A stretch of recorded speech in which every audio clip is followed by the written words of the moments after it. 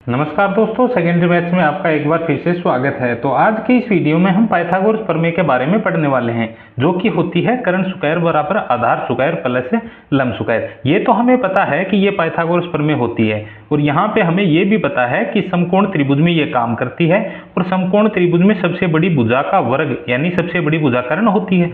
तो सबसे बड़ी भुजा का वर्ग बाकी दोनों भुजाओं के वर्गों की योग के बराबर होता है, यानी कर्ण स्क्वायर जो सबसे बड़ी भुजा होती है उसका अगर हम वर्ग करें तो बाकी दोनों भुजाओं के वर्ग करने के बाद उनका योग करेंगे तो दोनों मान क्या आएंगे, बराबर आएंगे। तो इस प्रमेय को हम इस वीडियो में प्रूव करने वाले हैं। तो हम क्या करेंगे, तो यहाँ पर मैं एक लाइन ड्रॉ कर लेता हूँ। तो ये एक लाइन है और इसको मैं दो भागों में विभाजित कर लेता हूँ। तो यहाँ से ये दो भागों में विभाजित हो गई और ये दूरी में मान लेता हूँ a और ये हो जाएगी b। इसी प्रकार मैं इन लाइनों को और बनाता हूं, तो इस प्रकार ये लाइनें बनेंगी। तो यहाँ पे एक आकृति बन जाएगी जो आकृति है वर्ग की।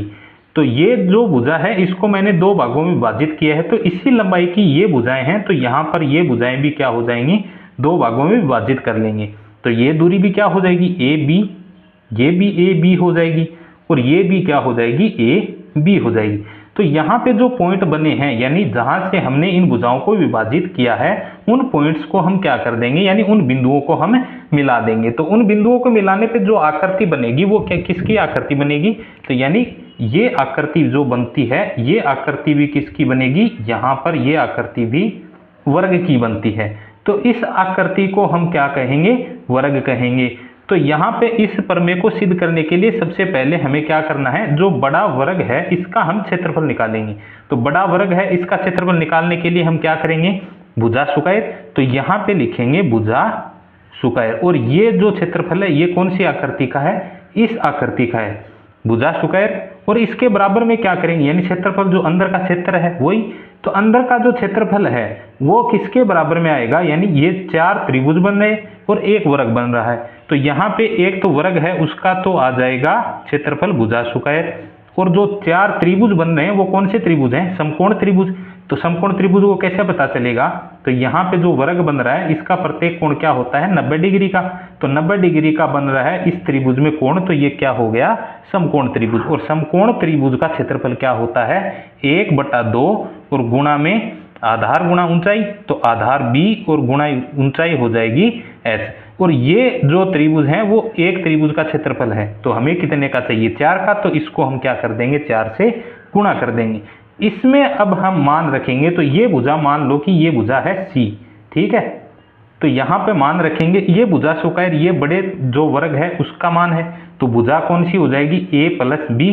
तो यहाँ पे मान रखेंगे a प्लस b और उसका क्या कर देंगे, स्क्वायर बराबर ये अंदर वाले वर्ग का क्षेत्रफल है। तो इसकी भुजा क्या है, c। तो यहाँ पे हो जाएगा c स्क्वायर, और ये सॉरी ये प्लस हो जाएगा, तो यहाँ पे लिखेंगे प्लस 4। तो ये इससे कैंसिल हो जाएगा कितनी बार, 2 बार। तो 2 गुणा में b, यानी आधार कितना है इसका, यानी एक त्रिभुज मान लेते हैं जिसका आधार कितना है, ये हो जाएगा b, और ऊंचाई कितनी हो जाएगी, ये सॉरी यहाँ पे a आएगा, ये b हो जाएगा, ठीक है। तो आधार b है और ये हो जाएगा a, तो यहाँ पे a लिख देंगे।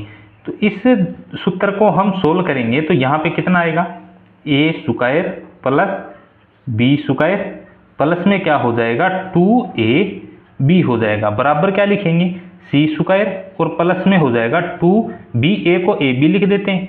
तो यहाँ से ये क्या हो जाएगा, कैंसिल हो जाएगा। तो कैंसिल होने के बाद में क्या बचेगा, a square plus b square बराबर में c स्क्वायर। तो ये क्या मान आया हमारे पास। तो इस त्रिभुज में अगर हम देखते हैं तो c स्क्वायर क्या है, कर्ण स्क्वायर, कर्ण स्क्वायर हो गया, बराबर a square plus b square. तो a स्क्वायर यानी लंब स्क्वायर प्लस में आधार स्क्वायर, यानी इस प्रकार से हम पाइथागोरस प्रमेय को सिद्ध करते हैं। तो आई होप आपको ये कॉन्सेप्ट समझ में आ गया होगा। तो आगे मिलेंगे हम नए वीडियो में नए कॉन्सेप्ट के साथ। धन्यवाद।